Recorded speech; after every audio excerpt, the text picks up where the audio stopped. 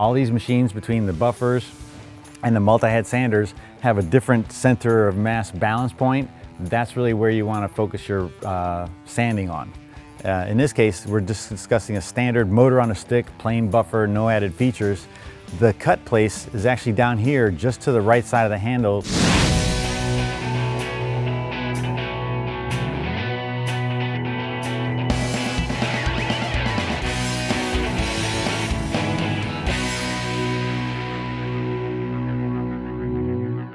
If you put a hard plate on a machine under a bunch of pads,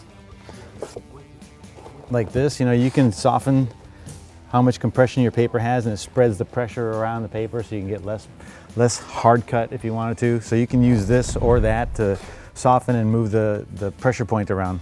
But more dish out. But you'll dish out if you spend a lot of time on it, yeah. But if you don't use the pads, or if you just use a thin pad with a screen, would that? It would still dish out. It would still dish out because it compresses. Really? That's the Thank you. from the pad. Thank you. Your screen's always going to dish out. See this paper here? Even this paper here is so flexible that if I were to put that over the floor and I have a lot of wide open grain, that where it's pushing the sandpaper into the grain, it's going to scoop it out if you spend a lot of time on it. So that's why you spend a lot of time on a hard plate or a stiff multi-head and really get the floor dead flat, and then the rest of it is just kicking just burnishing scratches off. You're not trying to sit there and try to dig out a drum dig or an edger mark or anything. You would put a regular buffer plate on and go back over it, though. Yeah, I would go from this to that, or I would use a multi-head and go from steel to the interface pad and just make it softer. Because what this does is if I take my finger and press right here, as opposed to a piece of sandpaper directly on the floor with my finger on it, all my pressure's in that one spot, right? But if I do it with this guy here,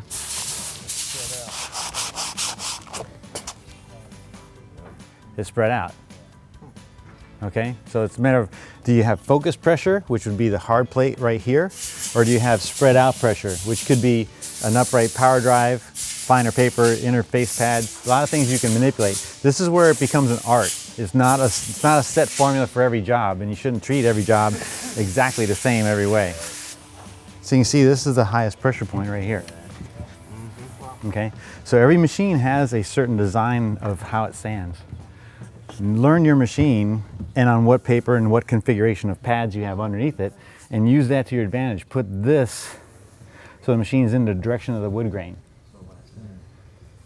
Okay, so as I said earlier, and I'm going to refer back to this machine here, that if I have a driving pad on the machine, and let's say I have this configuration here, I'm going to have the same pressure point but over a broader area.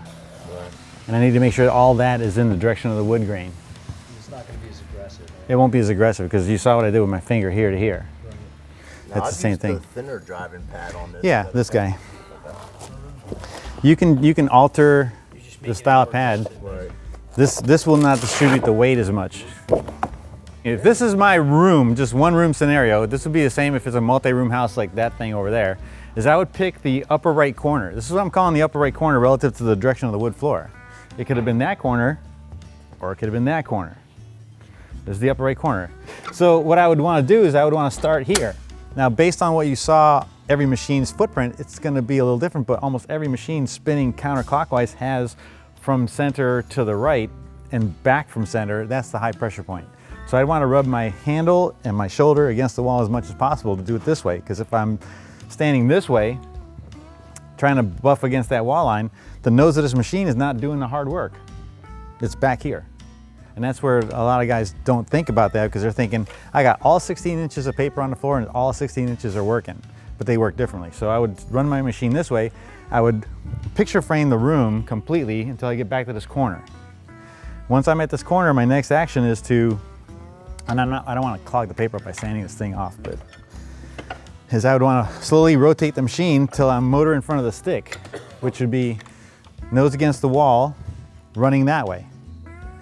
So I'm on the right-hand side of the room, moving right to left. When I get to that corner, I'm going to wheel myself over there. Put a pad on it? No, because it's just going to clog up with this stuff. I'll do it. Just like a red pad or something. I'll do it again when I'm raw, when the wood's raw. So once I'm over here, into my corner with the motor in front of the stick. Motor's still spinning. I slowly rotate the machine while keeping it in the same spot, and now I go back and cover the same path I went. What I've done is I've taken my cut point from going cross grain here, rotating it out into a straight line cut with the grain, but all the rest of that paper is polishing out.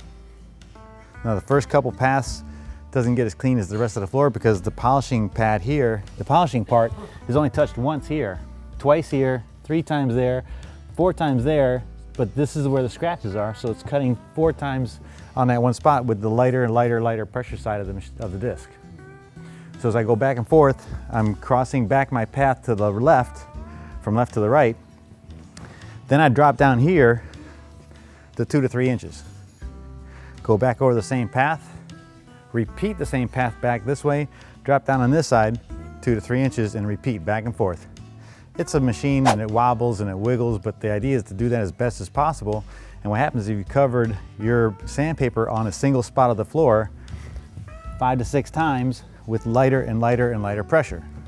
And eventually you polish out all your scratches. And now, like I said, slow and methodical with a hard plate, but once you're on a final polish pad or a polish pad with 220 grit paper on it, stuck on it, whatever you're polishing with, you're doing the same thing, but you're moving much more briskly over the floor, 2 to 3 times faster. And it's just to slick it. You're just trying to slick it.